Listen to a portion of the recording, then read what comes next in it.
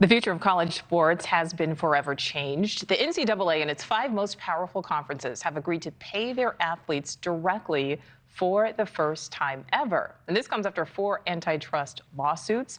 The NCAA expected to pay more than $2.5 billion in back pay to current and former college athletes who were not allowed to earn money. So I'd like to welcome in Kristi Dosh, the founder of Business of College Sports. Kristi, thank you so much for your time. This, I think, comes as a surprise to a lot of people. A lot of people think this has been a long time coming. What is your reaction to this historic new agreement? It has been a long time coming. I've been covering the business of college sports for about 12 years. Before that, I was a practicing attorney.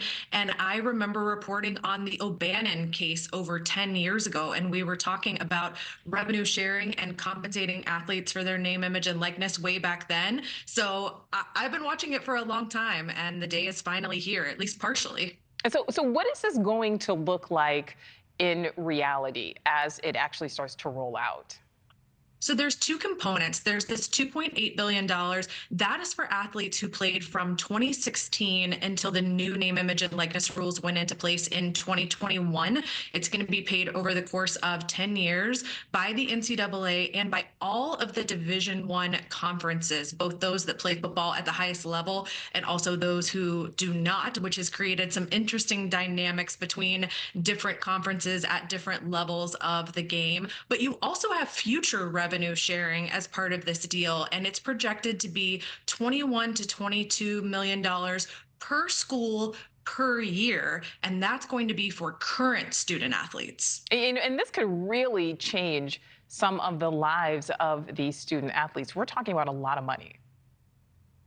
Absolutely. Some of them have already seen hundreds of thousands and even millions of dollars in NIL money from outside companies, these groups we call NIL collectives. And now on top of that, they're going to get cut in on revenue from ticket sales, from sponsorship money, that sort of thing. So we expect that for some student athletes, that could be tens of thousands or hundreds of thousands of dollars. But each school will get to individually decide how they're going to divide that money and who's getting it. And how is this going to work maybe for like the smaller schools? Is it going to be more difficult for schools that don't have the same numbers as these huge institutions?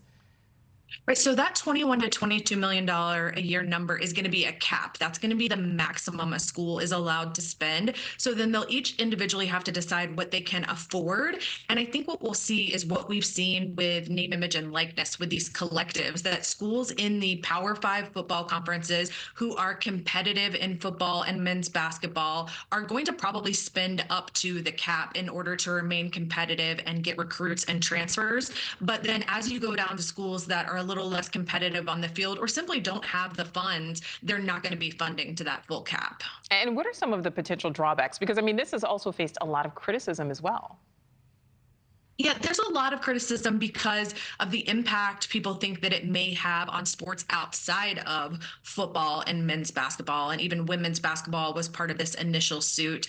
And concerns that Olympic sports, both men's and women's, will be cut because this money has to come from somewhere. It's based on revenue generated from ticket sales and TV contracts and sponsorships, but that revenue isn't necessarily increasing. I mean, the schools that are part of the college football playoff are actually going to see some additional money in the coming years because of a new agreement. But a lot of this money that's going to be divided now is already being spent in other ways. And so are there going to be less facilities built? Are there going to be less teams that are fielded? We don't know exactly how each school is going to react to this and find the money to pay their student athletes. All right, last question for you, Kristi. I mean, talking about that $1 billion settlement, it is eligible. Athletes dating back to 2016 are eligible. Do you think that goes far enough?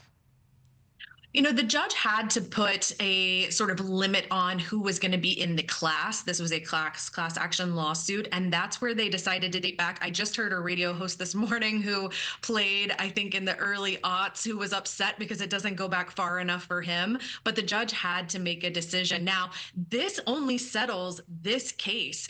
Additional antitrust suits can be brought by both former and current student athletes. So there may be additional cases. And in fact, there are already some additional cases out there. Oh, all right. So we will see what happens. Kristi, thank you so much for your time. We appreciate it. Absolutely. Thanks for having me. Thank you for watching. Go to newsnationnow.com to find News Nation on your television provider. And don't forget to click the red subscribe button below to get more of News Nation's fact-driven, unbiased coverage.